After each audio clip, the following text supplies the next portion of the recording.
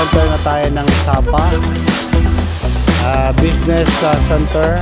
Diyan lahat ng mga market.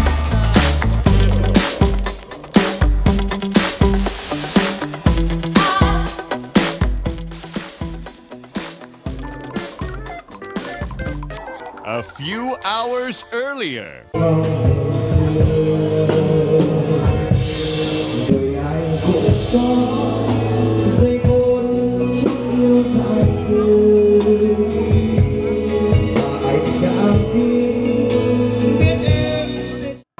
Back to Hanoi Old Quarter. Nag-ikot-ikot muna kami dito at dito na din kami mag-dinner. Time check 7 p.m. So we have 5 hours to roam around. Tadi ko kwan dia.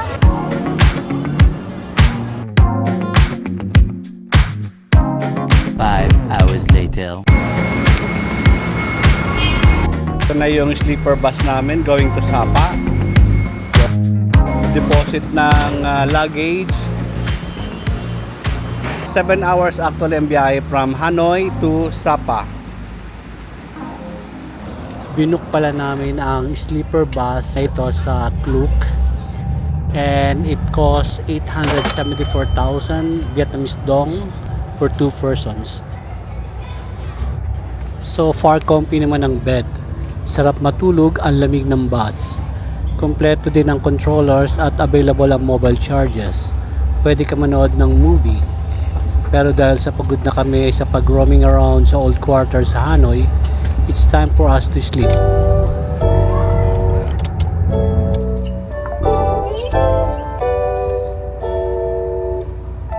Seven hours later.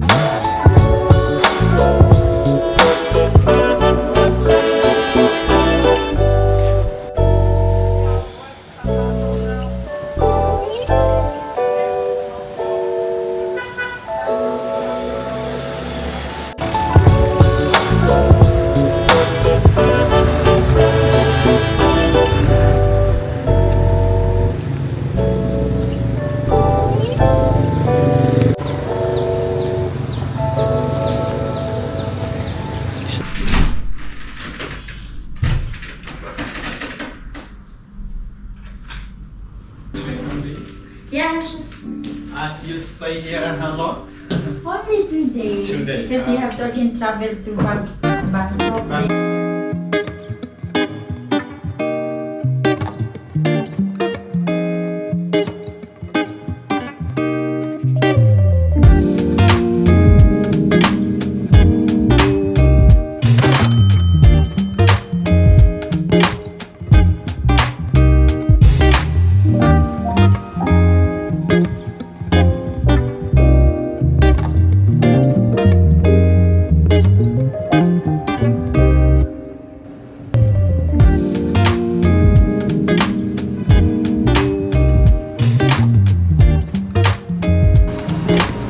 Very nice view. So nice. Ito yung hotel natin. Mountain view. So yan na yung binok natin Grab.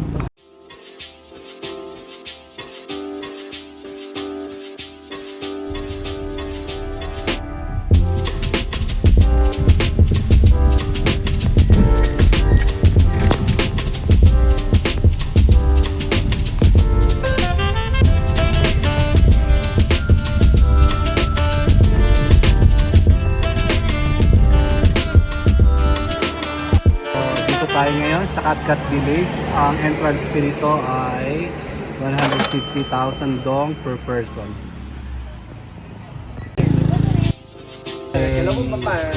Location map dito.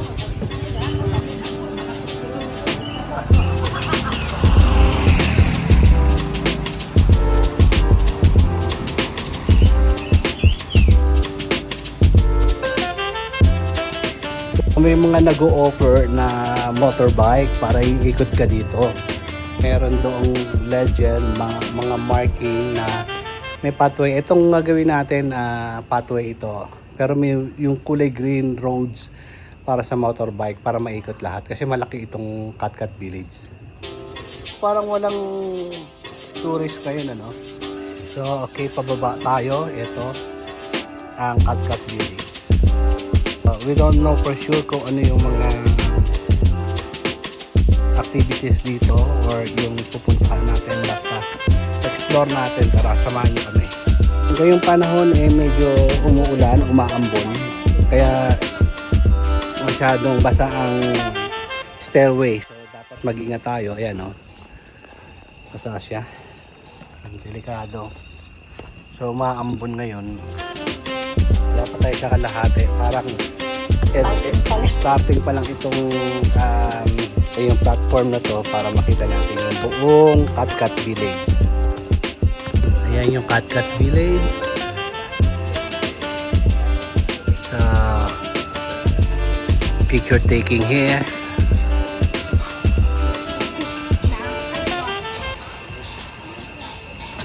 Sa baba yung waterfalls, mamaya madadaanan natin. Sa first attempt nyo bumaba dito, yan ang makikita nyo. The tree house, the entrance fee is 10,000 dong, free water, free toilet.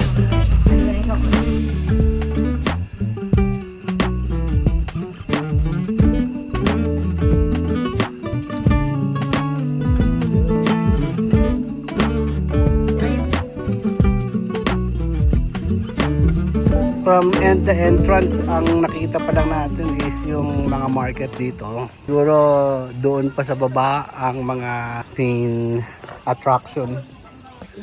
May coffee shop dito.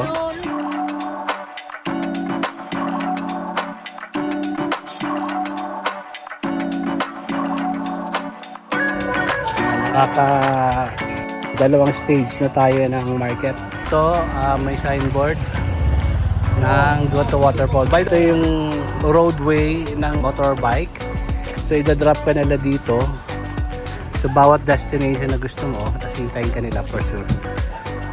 Okay, dito tayo. Ito yung pangatlong stage ng market. Okay, third stage ng market. Still market pa din bago tayo makarating ng waterfalls. Ayan, oh.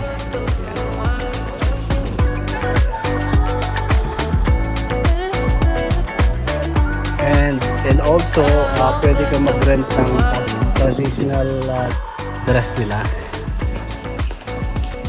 So, still, last stairway pa rin tayo. Baka habang babaan ito, hanap muna tayo ng masarap na first coffee shop. And then, straight pa doon.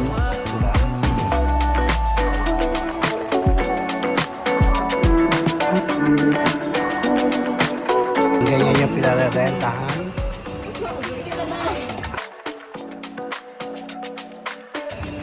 Costume dress.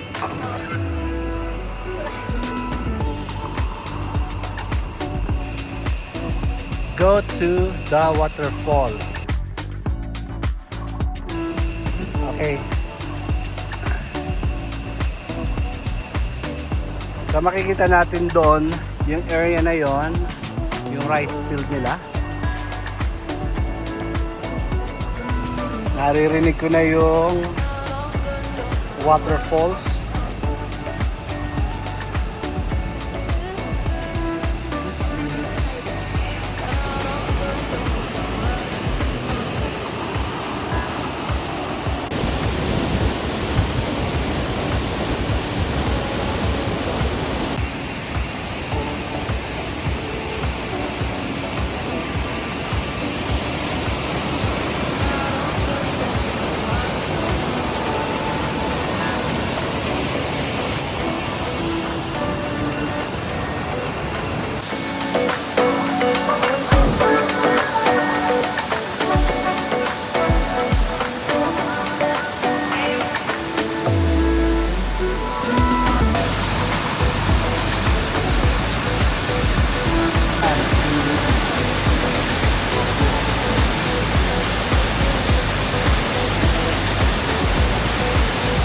Ito yung unang waterfalls na makikita natin. Marami pang waterfalls actually dito. So pupunta tayo doon. Then samahan nyo kami mag-explore tayo. Let's go! So proceed tayo sa kabila naman. So sa kabila nitong water na to papunta roon. Let's go.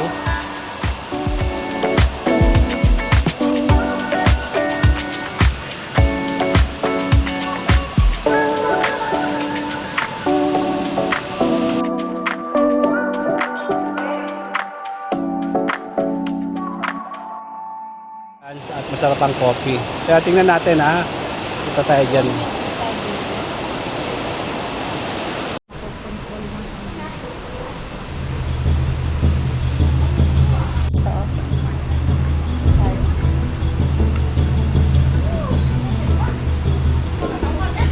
So ito na yung final waterfalls sa baba.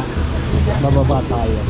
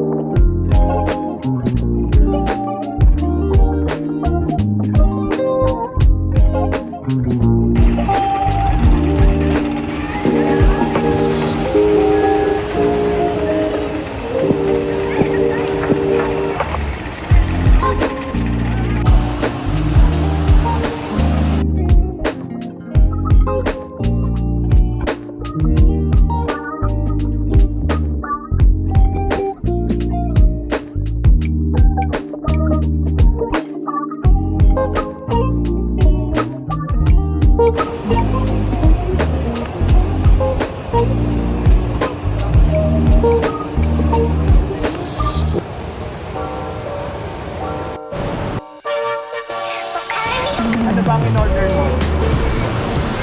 Stir fry. Fried chicken with rice and pork chicken ha?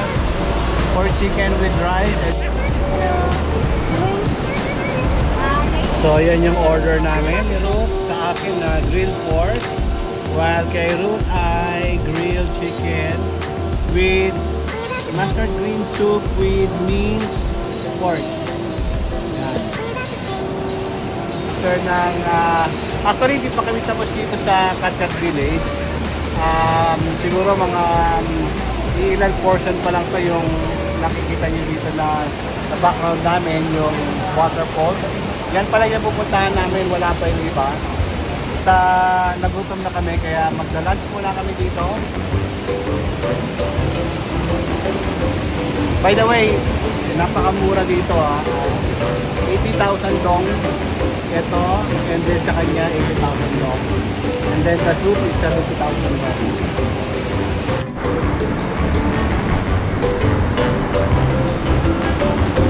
Grilled pork, sarap siya. Cucumber.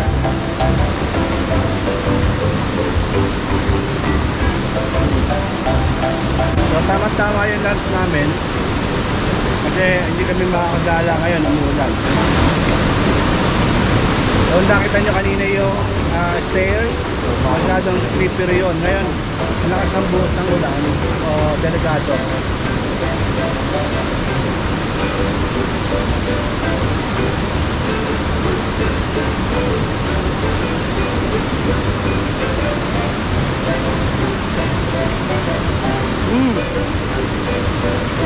Sayang.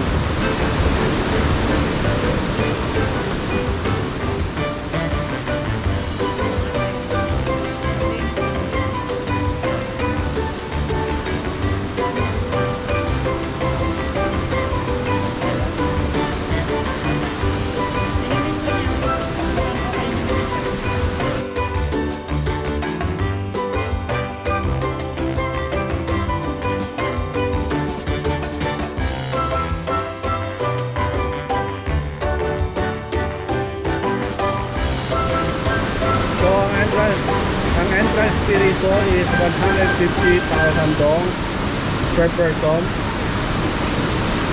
At meron, kung gusto ninyong huwag maglakad, may narerentahan doon na bike with the driver. Itutur kayo rito along the Katkat Village. So kasi marami kasing destination ito.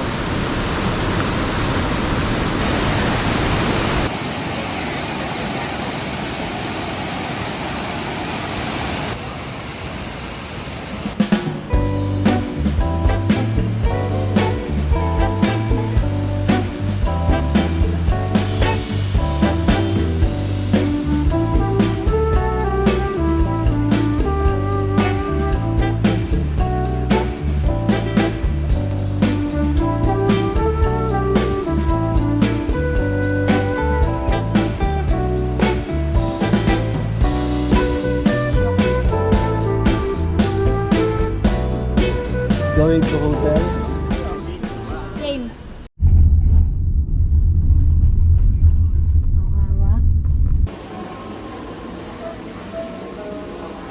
5 hours later. Hi mga ka-trippers, gala tayo ngayong gabi. Actually sa sobrang pagod at puyat, kagigising lang namin 8 PM now dito sa city center ng Sapa. Let's do it! Dito lang, walking distance lang ang city center ng Sapa. Tingnan natin ang nightlife. Dito sa katabi nating ng hotel namin, ang naglalakyan ng mga massage and spa. Eto na, may rose pa. At may mga skiers dito.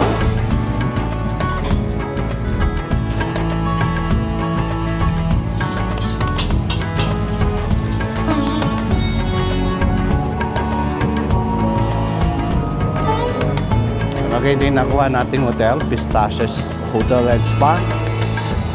Walking distance lang sa city center.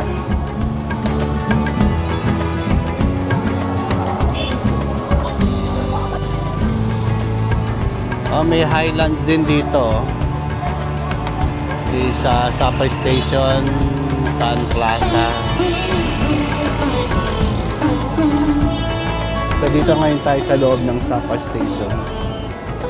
Check natin ang ticket.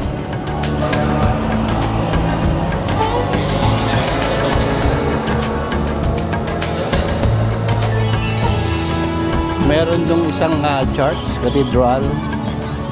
Alam natin ang Vietnam is Buddhism, ang first religion nila. Pero may isang church. Ang Vietnam may 25% na Catholic dito.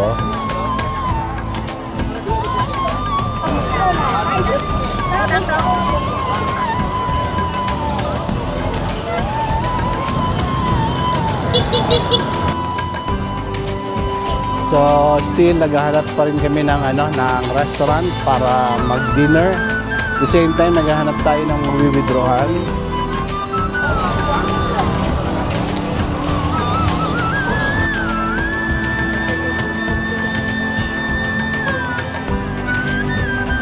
Dito kami sa pharmacy at bibili ako ng gamot na Strepsil. Makati kasing lalamunan ko. From sa danang pa ito dahil init, lamig. Nasabi ko kay Ruth na mag-buy tayo ng cold and flu tablet and Strepsil. Ayan. Let's go. Or mamaya na paglabas. Ayan, dito na tayo sa street ng puro restaurant and pub.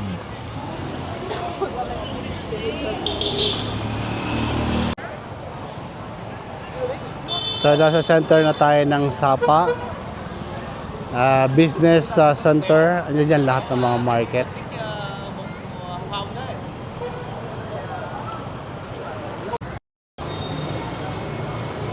Kakaiba din yung art nila.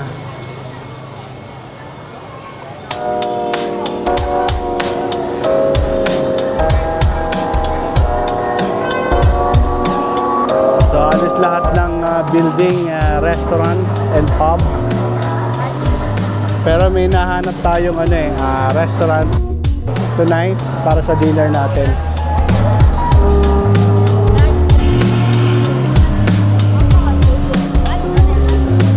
Grabe, ang ganda ng restaurant na to. Saka ang laki-laki niya hanggang dun. Alright. Restaurant na dinner namin. Ito.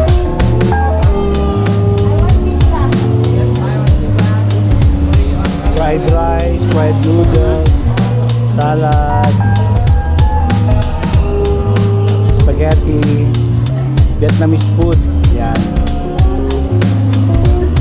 Pero dito kami uupo ni Ruth sa labas. The next day. So yan ang magsusundo sa iyo sa hotel, tapos dadaling ka nila dito sa main office para mamaya darating ang bus at schedule mamaya 11:30. So dito pa rin tayo sa Sapa. Ayan ang terminal ng HK bus. So we're going back to Hanoi. Alis kami ng Sapa. Actually yung bed reclinable siya.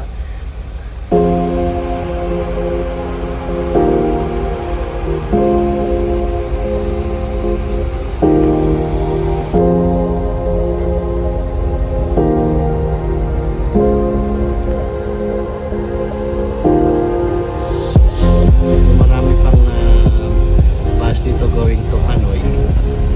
Pero ito kasing HK line, HK bus, binok namin sa Klook.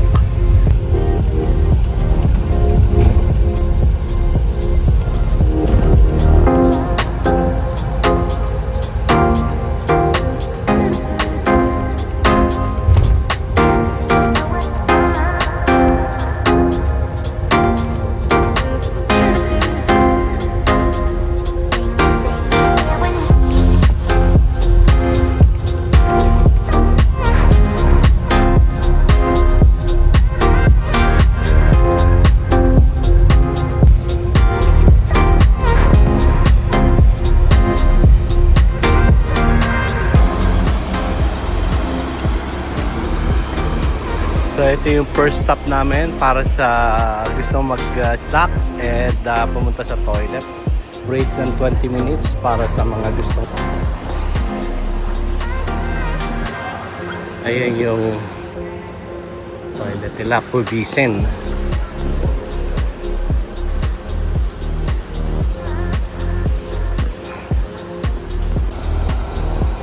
So ayan yung bus namin.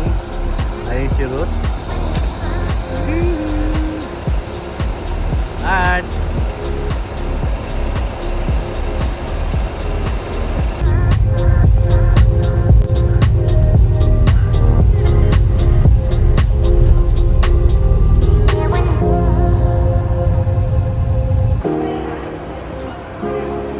So, second stopover namin. 30 minutes break. Dumating na yung order natin. Ito. Kumtruan 60K. Itong price na to 60,000 dong only. 40. And si Ruth binigli ako ng coconut.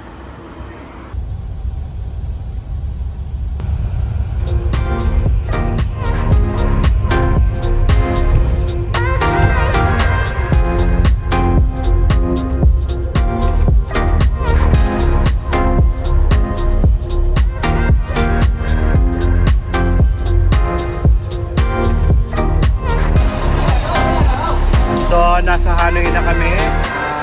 Drop off na kami and pupunta na kami sa hotel ng Hanoi and gagala for like 5 hours and then go back to Hanoi International Airport going to Bangkok. See you, ka-trippers. Bye!